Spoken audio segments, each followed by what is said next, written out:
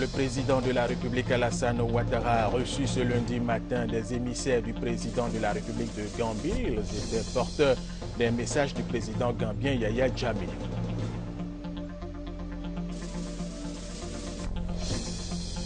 Le déguerpissement du Mont Péco, c'est pour bientôt. Le ministère de la Famille, de la Femme et de l'Enfant, qui en est le maître d'œuvre, a le soutien du ministère d'État, ministère de l'Intérieur et de la Sécurité pour la finalisation rapide du plan.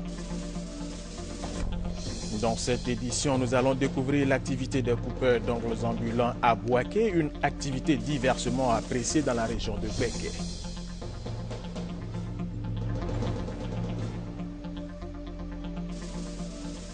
Deux jours après la disparition brutale d'un avion de la compagnie malaisienne Airlines avec à son bord 239 personnes, des bateaux et avions de reconnaissance continuent de chercher des traces d'éventuels débris en mer.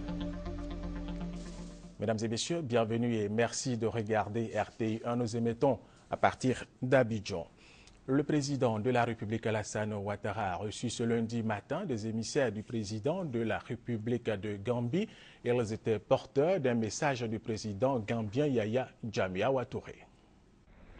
Les ministres gambiens des Affaires étrangères Aboubakar Senghor, de l'économie et des finances Keba Touré sont venus exprimer au président de la République Alassane Ouattara la solidarité du président Yaya Jammeh et du peuple gambien. Like I was saying, he's a pillar. Le président Alassane Ouattara est le pilier de l'Afrique de l'Ouest. Rien ne peut réussir dans cette région sans lui. C'est pour cela l'avoir en bonne santé est une bénédiction de Dieu pour le peuple ouest-africain. Donc nous sommes porteurs de bénédictions, de prières de son frère Yaya Jammeh, du peuple gambien, pour qu'il puisse bien se porter. La délégation est d'une importance capitale, parce que le ministre des Affaires étrangères et le ministre des Finances sont donc importants dans le gouvernement gambien, et les envoyer tous les deux ici, porteurs du message, montrent à quel degré le président Yaya Jammeh attache du prix à la fraternité qu'il partage avec le président Alassane Ouattara. Le président de la République Alassane Ouattara s'est dit heureux de cette marque d'amitié et de fraternité. Je voudrais remercier le président Yaya Jammeh pour cette attention fraternelle. Ils m'ont indiqué toutes les prières qui ont été faites en Gambie pour mon prompt rétablissement, et le gouvernement, moi-même et je suis sûr nos compatriotes apprécient beaucoup cette marque d'attention. Et je voudrais remercier M. le ministre pour ce message d'amitié, de fraternité. Cette rencontre a aussi été l'occasion de faire le point sur les relations de coopération entre la Côte d'Ivoire et la Gambie.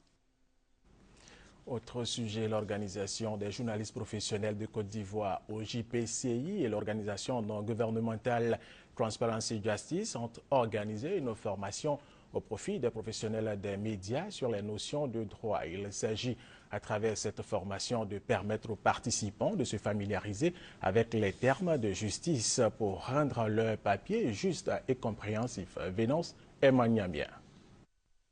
Les professionnels des médias, surtout certains journalistes chargés de rendre compte des faits dans les procédures judiciaires ou les procès, n'utilisent pas toujours les termes appropriés dans leurs papiers.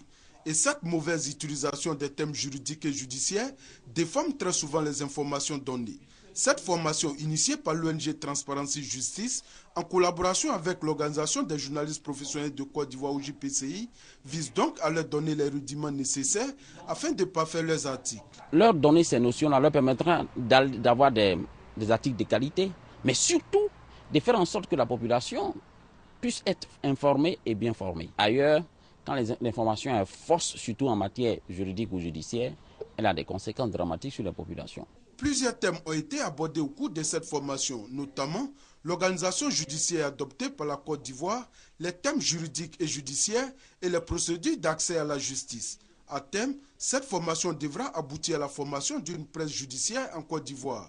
Objectif, relayer l'information juste et faire des chroniques judiciaires très adaptées à la réalité, surtout former la population à comprendre les mécanismes judiciaires.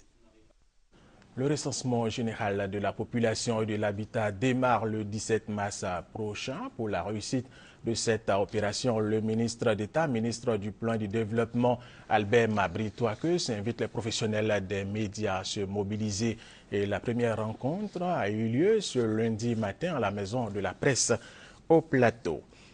Le Brésil apporte son soutien à la Côte d'Ivoire dans le cadre justement de ce recensement général de la population et de l'habitat qui démarre, nous vous le disions, le 17 mars prochain. Ce pays, par l'entremise de son ambassadeur, a offert des appareils informatiques mobiles qui rendront plus efficaces les opérations de recensement sur le territoire national. Moussa Konaté, Laetitia Manglé.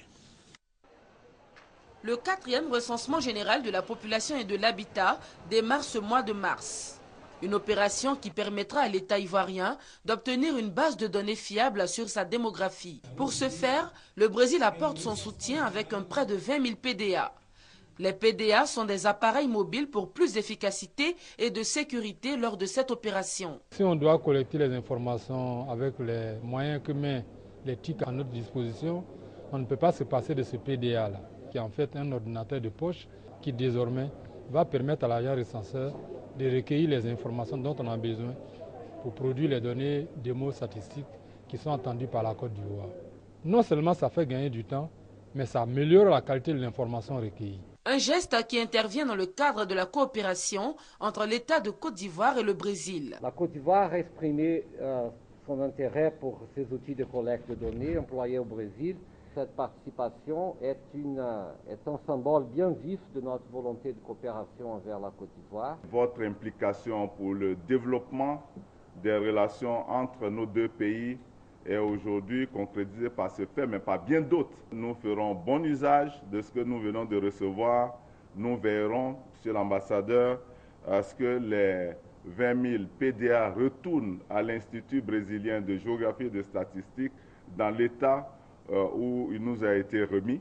Le 17 mars 2014 est la date prévue pour le démarrage du 4e recensement général de la population et de l'habitat.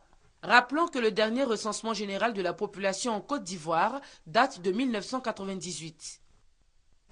Revenons sur la journée internationale de la femme qui a été célébrée cette fin de semaine. À Zionoula, la cérémonie s'est déroulée en présence du ministre d'État, ministre des Affaires étrangères, Charles Dibé Kofi. Il a invité les femmes à contribuer à la reconstruction de la Côte d'Ivoire. Kader Sogodogo, RTI Boaké.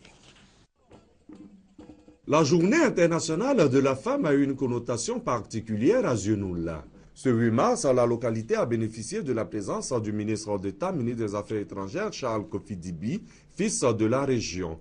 Cette journée a été marquée par l'engagement des femmes de Zionoula à lutter contre l'analphabétisme. Pour ces femmes, savoir lire et écrire fait partie des objectifs du millénaire pour le développement. Une nécessité également pour l'émergence de la Côte d'Ivoire. Quand une femme est formée, elle est instruite, c'est comme si c'est toute une maison qui est formée et qui est instruite aussi. Parce que quand la femme est analphabète, ça cause vraiment beaucoup de problèmes à la maison. Pourtant, quand la femme est allée un peu à l'école, elle sait au moins écrire. Les femmes de Zionoula, pour lutter contre l'analphabétisme, peuvent compter sur le ministre d'État Charles Kofi Dibi, qui a décidé de soutenir financièrement le projet, tout en invitant les femmes de Zionoula à croire en cette Côte d'Ivoire qui est au travail. La journée internationale de la femme n'a jamais été fêtée ici à Zionoula, c'est la première édition. Et j'ai tenu à être là, avec vous. Chère population de Zionoula, je voudrais clore mes propos en vous donnant une bonne nouvelle. Une très bonne nouvelle d'assurance. Le président de la République, Alassane Ouattara, va très bien et le pays est gouverné et bien gouverné. La cérémonie s'est achevée par un autre don de l'ordre du jour, des machines à coudre à l'IFEF de Zionoula, toujours pour le bonheur des femmes de la localité. La journée internationale de la femme, c'était samedi dernier. La communauté musulmane a célébré cette journée. Les fidèles musulmans de Koumassi ont profité de cet instant pour échanger sur les qualités et les vertus que doit avoir la femme musulmane dans une famille polygame. Serge Kolia. L'association Diamant Atou Dalaïou Kaïra a placé le Maoulid 2014 sous le sceau de la femme. C'est pourquoi, à l'occasion de la Journée internationale de la femme, cette organisation a instruit les femmes de la communauté musulmane de Koumassi. Le droit de la femme en islam et dans la famille polygame, thème de cette rencontre, a été animé par plusieurs guides religieux. Les cheikhs Oumar Chérif et Ouattara ont souligné l'obligation pour l'homme polygame d'accorder le même respect à ses femmes. Le principal conférencier, Cheikh Inoussa Sako, a pour sa part rappelé l'importance du rôle que doit jouer la femme dans une famille polygame. La femme, comme l'homme, a indiqué le cheikh, a droit au respect et sa dignité doit être préservée. Honorer la femme, selon l'islam, c'est le signe d'une personnalité saine et accomplie. Tout musulman, qu'il ait 1, 2, 3 ou 4 femmes, doit les aimer, les respecter de la même manière. Nous avons choisi de parler des qualités de la femme à l'occasion de la Journée internationale de la femme pour dire que l'harmonie au sein d'une famille polygame dépend de l'homme, mais surtout de la femme vertueuse. La femme dans une famille polygame doit être vertueuse selon les saintes écritures, noble dans son comportement, solidaire et pieuse pour faire grandir sa famille. L'association Jamaatou Dalayou Kaira a été créée en 2013. Elle fait la promotion des principes fondamentaux de la religion musulmane. Autre information, lutte contre les grossesses en milieu scolaire. Les étudiants de la 13e promotion de l'unité de formation et de recherche des sciences médicales de l'université Alassane Ouattara de Bouaké s'attaquent au fléau et ils ont initié des séances de sensibilisation sur les méfaits des grossesses en milieu scolaire dans le lycée au collège de Bouaké. Reportage Kader Sogodogo. Les étudiants en médecine de l'université Alassane Ouattara informent et sensibilisent les élèves sur les grossesses en milieu scolaire. En s'appuyant sur les chiffres en leur possession, l'année scolaire 2012-2013 a enregistré plus de 5000 cas de grossesse en Côte d'Ivoire, avec 162 cas dans la région de Bouaké. Face à ces chiffres alarmants, la 13e promotion des étudiants en médecine de l'université Alassane Ouattara a décidé de lutter contre ce fléau. Pour ces étudiants, les grossesses en milieu scolaire compromettent l'avenir des jeunes filles.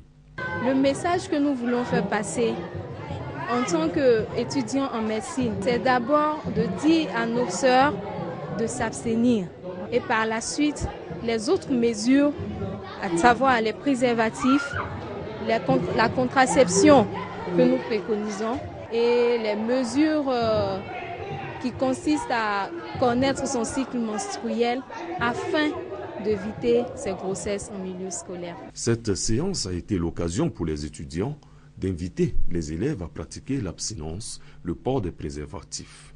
Tous les acteurs du système éducatif ivoirien sont appelés à jouer leur partition dans cette campagne afin d'aider les jeunes filles à terminer leur cursus scolaire.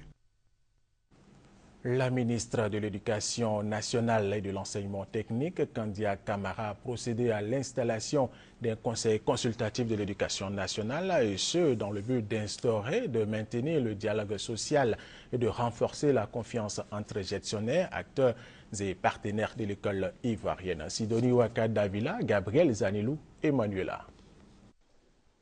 Le conseil consultatif de l'éducation nationale installé. À sa tête, Siriki Bakayoko. Il est composé de 31 membres, dont 8 de la société civile, 10 de l'administration du ministère de l'Éducation nationale et 13 des organisations syndicales.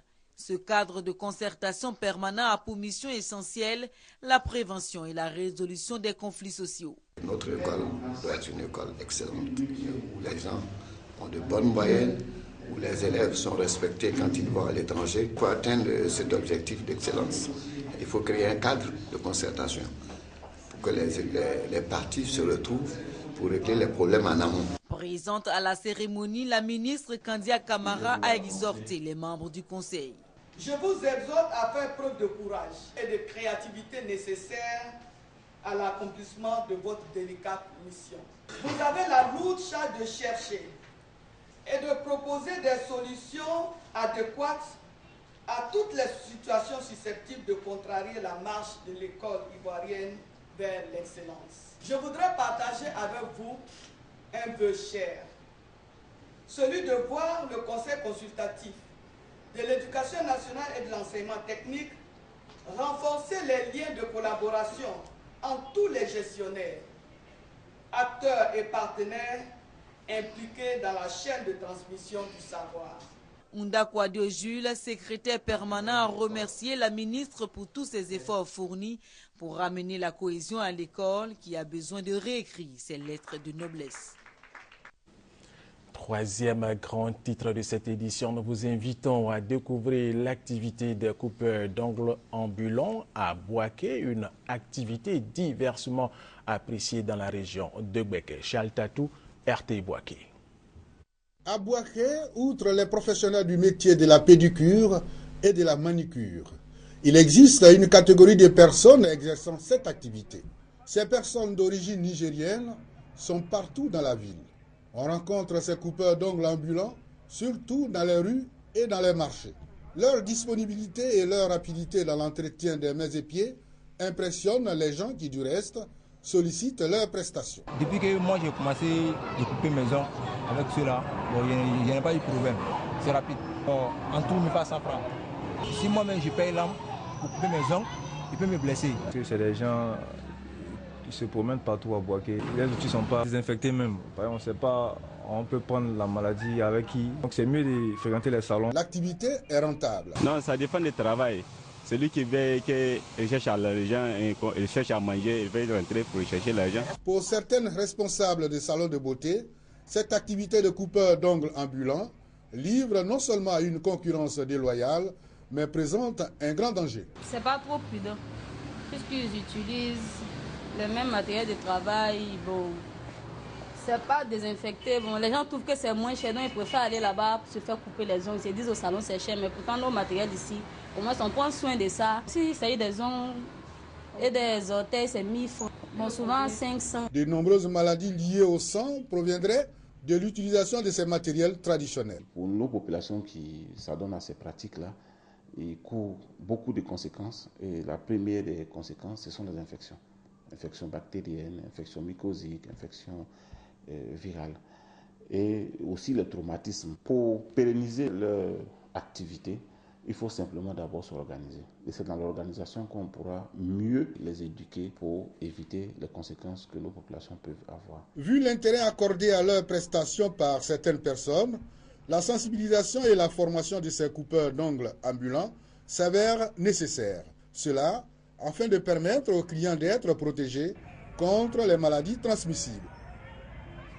Le déguerpissement du mont Péco, c'est pour bientôt. Le ministère de la Famille, de la Femme et de l'Enfant, qui en est le maître d'œuvre, a le soutien du ministère d'État, ministère de l'Intérieur et de la Sécurité pour la finalisation rapide du plan. Hamza Diaby. Le déguerpissement du parc du Mont Péco était ce vendredi au centre d'une rencontre présidée par Ahmed Bakayoko, le ministre d'État, ministre de l'Intérieur et de la Sécurité. En vue de la mise en œuvre du prochain plan d'évacuation du parc du Mont Péco, le ministère de la Solidarité, de la Famille, de la Femme et de l'Enfant a sollicité le soutien du ministère d'État, ministère de l'Intérieur et de la Sécurité pour mener à bien cette action. Le ministère de la Solidarité, de la Famille, de la Femme et de l'Enfant a présenté à Ahmed Bakayoko sa stratégie de protection des populations vulnérables, stratégie dont la mise en œuvre effective va nécessiter la mobilisation d'un peu plus d'1 milliard de francs CFA. Je voudrais en tout cas rassurer les populations que ce programme est absolument irréversible et dans les jours à venir, nous envisageons en tout cas la mise en œuvre de ce plan d'action qui durera environ 7 à 8 mois, et nous pensons démarrer par la phase de sensibilisation, de profilage des populations en vue de préparer leur évacuation. Le ministère d'État, ministère de l'Intérieur et de la Sécurité a souhaité la finalisation rapide de ce plan et s'est engagé à s'impliquer pour la bonne marche de cette action afin qu'elle bénéficie de l'appui des bailleurs de fonds et de partenaires au développement. La gestion du domaine public est une réelle préoccupation à Bouaké. Tenez par exemple, une partie du marché de Bouaké et France 3 est occupée par des individus et l'aire de jeu de l'école primaire publique d'Aouniansou a été morcelée et même vendue. Suivant ce reportage de Kader Sogodogo de RTI Bouaké. Nous sommes à l'école primaire publique Aouniansou 3. Une partie de l'école est en chantier. Malheureusement, l'école ne connaîtra pas une extension. La moitié de sa superficie a été morcelée et cédée à des individus qui sont en train de bâtir leur logis. À quelques kilomètres de cette école, un autre cas similaire, le marché du quartier Air France 3. Magasins et étals sont détruits au quotidien, remplacés par des habitations, ce qui n'est pas du goût des commerçantes. On veut notre marché, on veut notre marché, on veut notre marché. Nous avons besoin de notre marché pour vendre, soutenir nos maris, élever nos enfants et puis pour le développement même de Bouaké et puis du pays. D'autres cas d'occupation illégale des espaces publics sont légion à Bouaké, surtout dans le domaine de l'éducation. Les responsables de la plateforme de la société civile à Bouaké trouvent cette situation inacceptable et ont décidé de monter au créneau. Nous venons vers les autorités pour leur demander humblement de faire en sorte que les domaines publics qui sont occupés, de vraiment faire en sorte que ces domaines-là soient vraiment libérés par les occupants. Qui sont les véritables responsables de ces ventes illégales de terrain relevant du domaine public? Seront-ils un jour démasqués et punis? Voilà autant de questions que se pose la population de la région de Bouaké. Le conseil régional du Tchologo a procédé à la préfecture de Ferké-Sédougou au lancement de l'étude de faisabilité du programme local de développement rural de la région du Tchologo. L'objectif étant de pouvoir orienter les activités rurales vers la création de richesses en vue d'améliorer les conditions de vie des populations. Brahima Doubia, RT Bouaké. La région du Tchologo couvre les départements de Ferké, de Wangolo et de Kong. Son économie repose essentiellement sur l'agriculture. Les populations rurales actives veulent sentir les effets bénéfiques de la politique économique et sociale mise en place par les collectivités locales pour améliorer leurs conditions de vie. C'est pourquoi le Conseil régional a initié une étude de faisabilité du programme local de développement rural de la région du Tchologo. C'est l'affaire de tous, sensibiliser nos parents, de s'intéresser à l'étude qui va être faite et ensuite d'amener par des conseils nos populations à aller dans le sens d'amélioration de leurs conditions de vie. Pour traduire sa vision de développement rural avec efficacité, le Conseil régional du Tchologo a sollicité l'expertise du Bureau national d'études techniques et de développement BNET, un outil de veille stratégique et de développement du gouvernement ivoirien. Nous allons procéder par des enquêtes individuelles auprès de la population, mais également par des activités, des questionnaires de type focus group ou des questionnaires semi-dirigés pour pouvoir prendre auprès de toutes ces personnes leurs préoccupations, leurs contraintes et puis comment est-ce qu'elles pensent aussi pouvoir, à partir de ces contraintes, trouver un levier pour pouvoir amorcer le développement dans la région. Nul doute que la mise en pratique de ce programme local amorcera le développement au bénéfice des populations rurales de la région du Tchologo. Fixé à 225 francs le kilogramme de la noix de cajou Borchamp, ce prix de l'anacade n'est pas totalement respecté sur le terrain dans la région du Hamba. Le constat de Ouattara Amadou Walter. Pour la campagne 2014, le prix Borchamp de l'anacade est fixé à 225 francs CFA par kilogramme sur l'ensemble du territoire national, soit une hausse de 25 francs CFA par rapport à l'année 2013. Pour le respect du prix d'achat, le Conseil du coton et de l'anacade a pris des dispositions pratiques. Entre autres, l'obtention obligatoire d'un agrément pour les acheteurs, l'ouverture des antennes du Conseil du coton et de l'anacade dans les zones de production et la mise en place de brigades de surveillance de prix afin de lutter contre la sortie frauduleuse de la noix de cajou par les frontières terrestres. Pour que ces mesures portent fruit, il est nécessaire que les producteurs les accompagnent de comportements citoyens. À Katoula, Touré Angèle, productrice, ne semble pas voir les choses de cette manière. Cette mère vient de vendre sa production à 225 francs CFA par boîte. Une boîte dont le contenu pèse plus d'1,5 kg. Je suis frappée par un deuil. C'est pourquoi je vends une partie de ma production pour gérer mes soucis. Sinon, je veux bien respecter le prix fixé par le gouvernement. C'est un bon prix. À Bounadougou, situé à environ 35 km de Dabakala, les producteurs sont réunis en coopérative. Cette organisation leur permet de tirer de meilleurs profits de leurs efforts. Cette année, le prix que le gouvernement a donné, et ils ont exigé à ce que les produits soient traités. Donc quand elles viennent d'abord, On essaie de collectionner et puis on fait sécher ça 2 ou 3 jours d'abord. Quand c'est bien sec, bon, pour chacune d'entre elles, peser devant elle, je lui donne son reçu. Avant, c'était désordonné. Celui qui vient avec 2 kilos, il vend, il s'en va. Toi, l'acheteur aussi, bon, tu collectionnes 2 kilos, 3 kilos, tu vas vendre, tu t'en sortais pas. Maintenant, on fait en groupe, chacun gagne sa part correctement. Dans ce village, grâce au fonds d'appui aux femmes de Côte d'Ivoire, FAFSI, les femmes bénéficiaires du fonds achètent l'anaca de leurs époux pour les mettre à l'abri des acheteurs véreux. Ma femme m'a sauvé, mais je dis merci à la FADEREV d'abord et à la première dame. Elles ont respecté le prix réellement de l'État, 225 francs CFA. Ça fait qu'aujourd'hui, j'ai pu construire un deuxième salon avec douche à l'intérieur. Si à Katoula, des producteurs ont des difficultés dans la commercialisation de leur production, à Bonéoledougou, par contre, les producteurs organisés en coopérative vendent leur production de cajou au prix fixé par le Conseil du coton et de l'anacade, ce qui leur permet de bénéficier du fruit de leur labeur. Tout à fait autre chose, la 8e édition du marché des arts et du spectacle africain, Massa, a pris fin ce week-end à Bouaké sur des notes d'espoir d'une relance des activités culturelles. Le Massa à Bouaké a été marqué par des prestations d'artistes ivoiriens, africains et européens. La communion a été parfaite avec la population, nous disent Soro Koronan et Brahima Doumbia.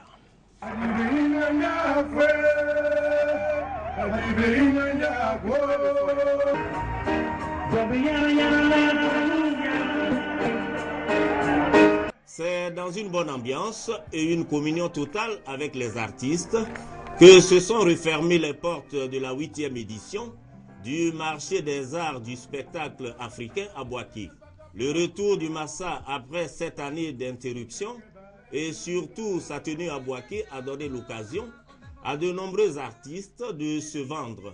Durant ces 2 jours, spectateurs et artistes ont partagé des moments de gaieté.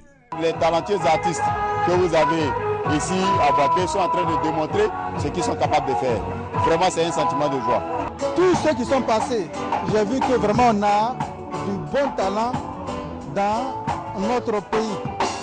Et particulièrement à Bouaké, je ne savais pas qu'il y avait aussi des jeunes si talentueux. Venus d'Europe, la troupe Bambala, composée en majorité de Français, a fait montre de sa maîtrise des différents instruments de musique africains. Avec des chants en malinké et moré, ce groupe a appelé les Ivoiriens à la paix, socle d'un développement durable.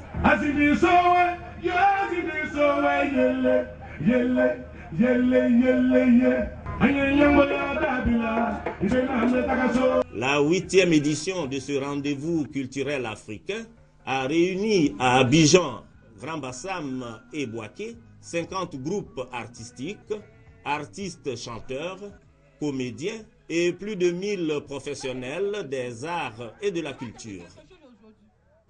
Hors de la Côte d'Ivoire au Soudan, plusieurs milliers de personnes ont fui les violences à Saraf Omara, une ville située à une centaine de kilomètres à l'est d'El Geneina, la capitale du Darfour Ouest, a indiqué dimanche la mission conjointe à ONU-Union africaine au Darfour. À Bujumbura, au Burundi, il y a eu des incidents lors de 2 rassemblements distincts des populations qui manifestaient. Regardez. Bujumbura, comme de nombreuses capitales à travers le monde, a été le cadre samedi d'une manifestation célébrant la Journée internationale de la femme. Mais à la différence de ce qui s'est passé ailleurs, le cortège organisé par l'Union des femmes burundaises a lui été victime de la répression policière. Le lien de cette association féminine avec le parti UPRONA, en conflit ouvert avec le pouvoir, explique sans doute cela. Autre quartier, autre protagoniste, même résultat mais plus violent, lors d'affrontements faisant de jeunes militants du parti d'opposition MSD aux forces de l'ordre. Police et MSD se renvoient la responsabilité de ces heurts qui ont fait des blessés de part et d'autre et ont même vu des policiers être capturés un temps par des militants du MSD. Leur leader invoque la légitime défense. Nous sommes un parti politique d'opposition. On nous empêche d'exercer, de pratiquer comme un parti normal. On arrête tous nos militants, on torture nos militants, on les tue. Nous voulons que ça cesse. À l'issue d'un face-à-face tendu, les dirigeants du MSD se sont éclipsés, tandis que la police procédait à plusieurs interpellations. 2 jours après la disparition brutale d'un avion de la compagnie malaisienne Airline avec à son bord 239 personnes et des bateaux et avions de reconnaissance continuent de chercher des traces d'éventuels débris en mer. En sport, pour terminer, Muriel Auré a décroché la médaille d'argent sur 60 mètres hier dimanche à Sopot en Pologne lors du championnat du monde en salle. Elle a échoué très près du but après avoir survolé les qualifications et les demi-finales. Fin de cette édition. Merci de l'avoir suivi. Demain, 10h et 13h, vous avez rendez-vous avec Delphine Blas.